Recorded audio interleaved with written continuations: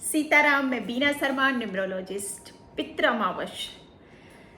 पितृ अमावस 21 तारीख यानी रविवार की है और पितरों को विदा करने का दिन है। अब पितरों को विदा 21 तारीख को रविवार को करना है। जिसका भी अमावस का श्राद्ध है वो आप 12 साढ़े 12 बजे तक उसको कंप्लीट कर लीजिए।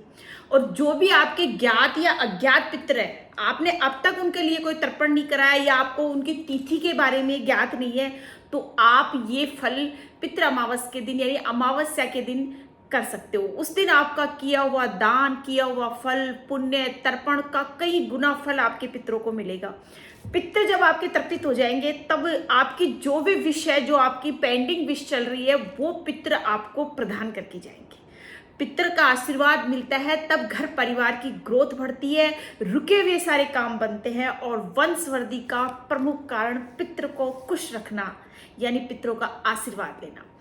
पितर आपके धरती पे आते हैं 15 दिन का ये जो समय चल रहा है वो अभी पितरों का ही समय है। इसमें आप पितरों को तर्पण कीजिए, भोग विलास।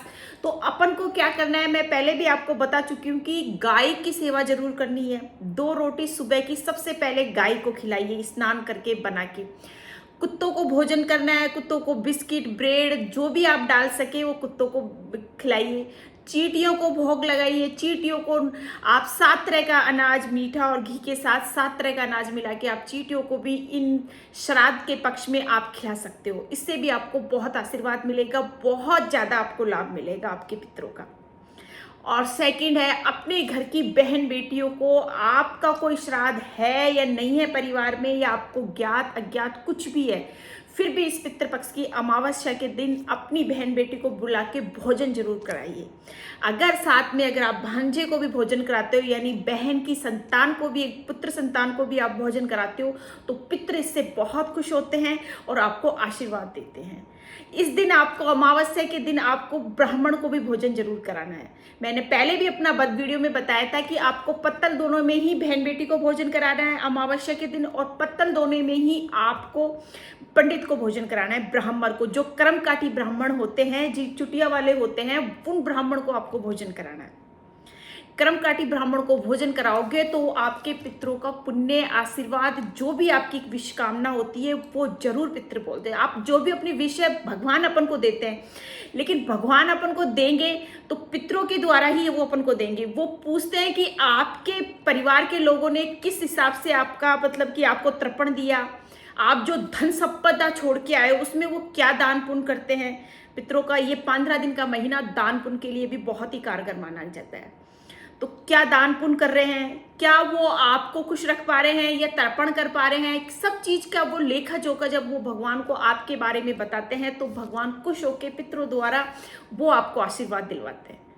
इसलिए बहुत ज़्यादा महत्व है। 15 दिन, अपन 365 दिन तक अगर नहीं भी अपन इन चीज़ों का स्मरण करें तो ये 15 दिन विशेष तौर के लिए मनाए गए हैं।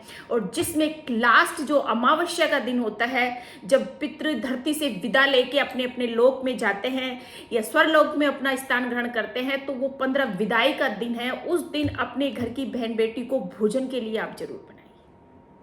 और अमावस्या के दिन खीर का बहुत ज़्यादा महत्व है, और खीर पूड़ी ये अगर आप बना के खिलाओगे तो बहुत ही अच्छा रहेगा, बहुत लाभ आपको मिलने वाला है। तो पितरों को तर्पण कीजिए। इस दिन संडे को जो अमावस्या आ रही है उस दिन आपको पीपल को टच नहीं करना है। पीपल को आपको बिल्कुल भी टच नहीं करना है। वैसे तो मैं बोलती हूँ आपको कि अमावस्या के दिन एक पत्ता आप अगर तोड़ के घर लाओ, लेकिन संडे की जो अमावस्या है, संडे को पीपल को टच नहीं करना है। बिना पीपल को टच किए ही आपको पीपल के नीचे जाके और अपने पितरों के तर्पण के लिए कामना करनी है, दीपक जलाना है और उनका आशीर्वाद लेना है।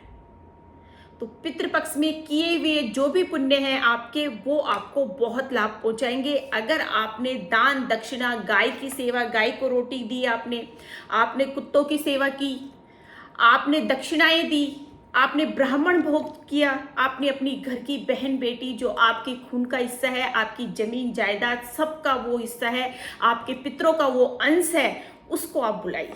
अपनी बुआ को जरूर बुलाइए, अपनी बहन को जरूर बुलाइए और उन्हें भी आप भोजन अपने घर में अमावस्या के दिन जरूर करवाइए। अगर ये चीज़ें आप करोगे ना तो आपका पितृपक्ष के जो भी दोष है वो आपके खत्म हो जाएंगे। साथ में एक मैं शानदार उपाय और दे जा रही हूँ आपको, मेरे व्यूवर्स को, कि पितृपक्ष में आप अपने घर के मंदिर में रोज एक सिक्का रखिए और उस सिक्के को अमावस्या के दिन पंडित को या बहन बेटी को दीजिए। तो वो सिक्का आपका 10 का 5 का जो भी है, लेकिन कॉइन में स्वरूप में होना चाहिए। कॉइन का दिया हुआ दक्षिणा वो बहुत ज्यादा लाभकारक होती है क्योंकि वो लॉन्ग टाइम रहती है अपने साथ, उससे आशीर्वाद आपको अच्छा मिलता है। तो वो आप मंदिर में भी दे सकते हो, पंडित को भी दे सकते हो और अपनी घर की बहन बेटी को भी दे सकते हो।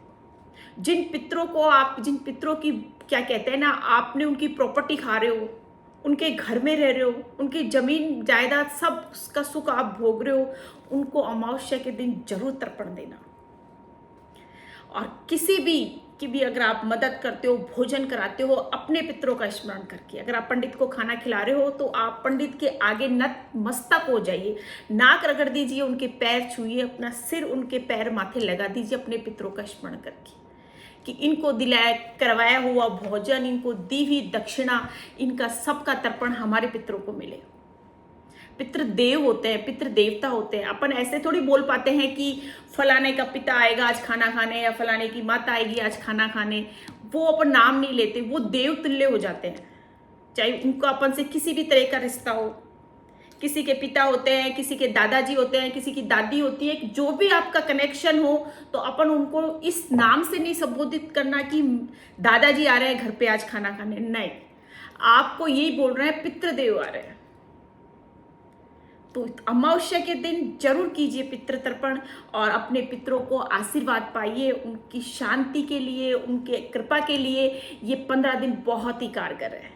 पितरों का आशीर्वाद आपकी समृद्धि बढ़ाएगा और आपको लोक परलोक में आपका नाम और फेम बढ़ाएगा। हर चीज पितर दे सकते हैं, जो चीज अगर आपके लिए मन आपका साफ हो, नीयत आपकी अच्छी हो और उनके द्वारा छोड़ी हुई जो भी जमीन भूमि घर उसका आप अच्छे से उपयोग कर रहे हो, और उनके जो भी खून के रिश्ते हैं, उनकी बेटी है, उनकी बहन है, उनकी बुआ है, जो भी प्रेजेंट है आपके साथ कनेक्शन है, उनको अमावस्या के दिन जरूर घर पे बुलाकर उनको भोजन करवाइए। ये सब कीजिए, आपको बहुत ही लाभ मिलेगा। सीताराम।